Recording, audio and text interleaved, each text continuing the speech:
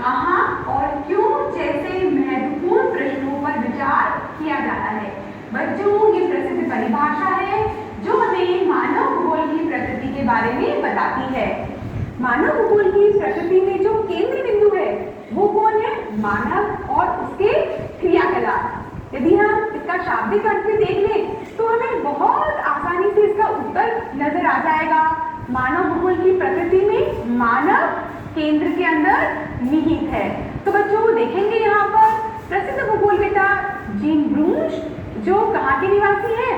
France के निवासी हैं। बच्चों ऐसे ही छोटे छोटे अति लघुत्रात्मक प्रश्न बनते हैं और आपके सामने परीक्षाओं में आ जाते हैं।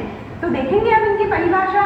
इन्होंने कहा कि जिस प्रकार अर्थशास्त्र का संबंध, आप जानते हैं अर्थशास्त्र का संबंध किससे है? कीमतों से है।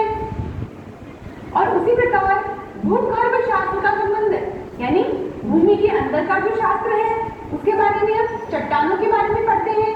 उसी प्रकार वनस्पति शास्त्र का संबंध किससे होता है? पौधों से होता है। और मानवाचार विज्ञान यानी मानव के बारे में जो विज्ञान है, मानव के आचरण का जो विज्ञान होता है वो किसके बारे में अध्ययन करता है? जातियों के बारे में अध्ययन करता है। और इतिहास का संबंध तो समय से होता है।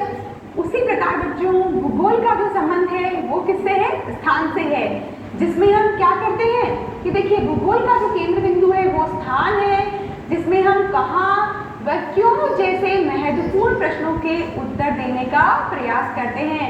बच्चों बार बार एक ही बात आती है कि मानव भूगोल की प्रकृति में मानव ही केंद्र बिंदु में है। मानव निर्मित आपको जो भी स्थलाकृतियां दिखाई देती है, मानव निर्मित, हाँ बच्चों देखिए धरातल पर दो प्रकार की स्थलाकृतियां आपको नजर आती हैं। एक तो होती है प्रकृति निर्मित और दूसरी होती है मानव निर्मित। तो जो प्रकृति निर्मित है जैसे जलाशय, बहुत सारे पर्वत, पठार, मैदान, ये सब स्थलाकृतियां प्रकृति निर्मित है। उसी प्रकार मानव निर्मित स्थलाकृतियां कौन कौन सी होती है? जैसे कि शहर, गांव, मकान, विद्यालय, अस्पताल, बस स्टैंड, रेलवे स्टेशन, हवाई अड्डे आदि। एक ये अनंत सूची है जो कि आपको कभी भी खत्म होते हुए नजर नहीं आएगी। तो जितनी भी मानव निर्मित दृश्य आपको दिखाई देते हैं उसका अध्ययन हम मानव भूगोल के अंदर करते हैं।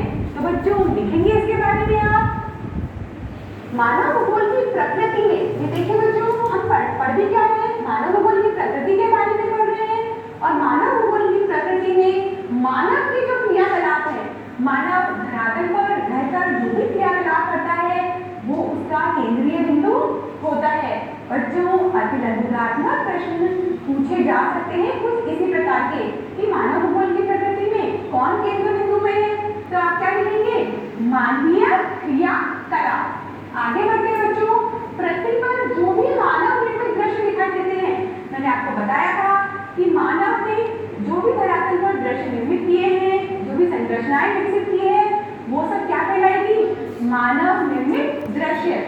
जैसे कि मकान, विद्यालय, अस्पताल, मंदिर, मस्जिद, बस स्टैंड, रेलवे स्टेशन, हवाई अड्डे, यानी कि पूरे के पूरे शहर, गांव, ये सब क्या है? मानव निर्मित स्थलाकृतियां ही तो है। इसके बारे में ही हम इसमें अध्ययन करते हैं। तो बच्चों आगे पढ़ेंगे, इन सब का अध्ययन मानव भूगोल के अंतर्गत आता है। उसी प्रकार बच्चों मानवीय क्रियाकलापों का कहाँ और क्यों जैसे जो प्रश्न है उनका उत्तर देने का कार्य भी किसका है?